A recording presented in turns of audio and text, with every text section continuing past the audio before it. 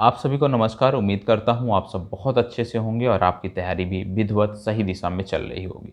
अप्रैल माह के बाद यह आपका और हमारा पहला संवाद है और जो आपका ये लंबा अंतराल हुआ इसके पीछे कुछ कारण थे और उन कारणों में जाने से पहले मैं आपको बता दूं कि आने वाली 1 जुलाई से आपकी कक्षाएं निरंतर जैसे कि पूर्व में आपको मिलती रही हैं वैसे ही आपको मिलने लगेंगी।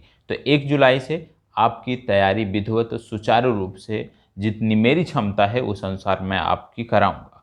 अब बात आती है कि कारण क्या रहे, क्या कारण है जिसकी वजह से आपके और हमारे संवाद में ये गैप हुआ या अंतराल पैदा हुआ। तो इसके जो महत्वपूर्ण कारण थे आप जानते हैं, संक्रमण की चपेट में, कोविड संक्रमण की चपेट में संस्थान के लगभग सभी सदस्य आ चुके थे, जिसमें से 2 सदस्य ऐसे हैं जिन्होंने अपने परिवारजनों को इस संक्रमण में खोया है। तो निश्चित रूप से ये सेकेंड फेज, कोविड-19 की ये सेकेंड फेज विशेषकर संस्थान पर बहुत भारी रही है और संस्थान को काफ़ी क्षति हुई है।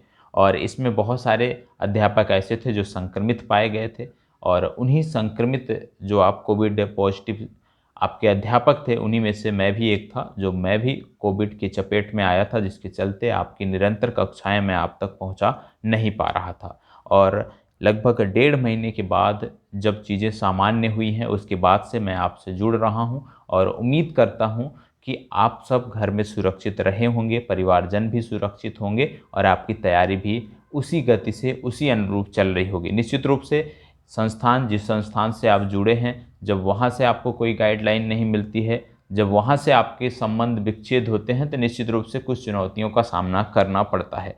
लेकिन इसमें यदि हम देखें, प्राकृतिक आपदा में कुछ भी कहा नहीं जा सकता, कुछ भी किया नहीं जा सकता, मनुष्य के हाथ में कुछ भी नहीं है। तो इसलिए हमें इस चुनौती को स्वीकार करते हुए आगे बढ़ना है और अपने लक्ष्य की तरफ अग्रसर होना है। अब कुछ मुद्दों की बात कर लेते हैं कि क्या क्या चीज़ें आपको मिलेंगी, क्या क्या चीज़ें आपको नहीं मिलेंगी। तो सबसे पहले जो चीज़ें आपके डिजिटल बोर्ड पे दिखाई जाती थी, तो डिजिटल बोर्ड की जो भी आपकी पठन सामग्री थी वो अभी आने वाले 1 महीने तक आपको नहीं मिलेगी। जो कक्षाएं आपकी व्हाइट बोर्ड पे संचालित की जा सकती हैं वो कक्षाएं आपको निरंतर मिलती रहेंगी। करंट अफेयर्स की बहुत मांग थी, करंट अफेयर्स आपका निरंतर मिलता रहेगा। इसके साथ साथ मध्य प्रदेश राज्य विशेष से जुड़ी हुई जो समसामयिक घटनाएं हैं वो आपको मिलती रहेंगी। मध्य प्रदेश राज्य विशेष के अध्ययन के क्रम में हम जिलेवार अध्ययन कर रहे थे, वो चीज़ें आपको पूर्व की तरह मिलती रहेंगी। तो कुछ चीज़ें हैं जो आपको नहीं मिल पाएंगी, जैसे भूगोल की आपकी जो कक्षा थी जहाँ पे मैप दर्शाना होता है, मैप दिखाना होता है, लोकेशन दिखाना होता है, वो चीज़ें अभी आपको नहीं मिल पाएंगी। मैपिंग के अलावा अन्य जो भी चीज़ें हैं जो आपकी परीक्षा के लिए महत्वपूर्ण हैं वो मैं यहाँ से आपको प्रोवाइड कराने का प्रयास करूँगा, उपलब्ध कराने का प्रयास करूँगा। तो आप सब तैयार हो जाइए, 1 जुलाई से हम मिलते हैं और विधिवत पूर्व की तरीके से अपनी कक्षाओं को निरंतर जारी रखते हैं। और उम्मीद करता हूँ कि जो भी इसमें गैप हुआ होगा उस दौरान आपने विकल्प के तौर पे जो भी आपने पूर्व में पढ़ा रहा होगा उसका रिवीजन किया होगा, कुछ नई चीज़ें भी आपने रिसर्च की होंगी, कुछ नई चीज़ों को भी आपने अध्ययन किया होगा।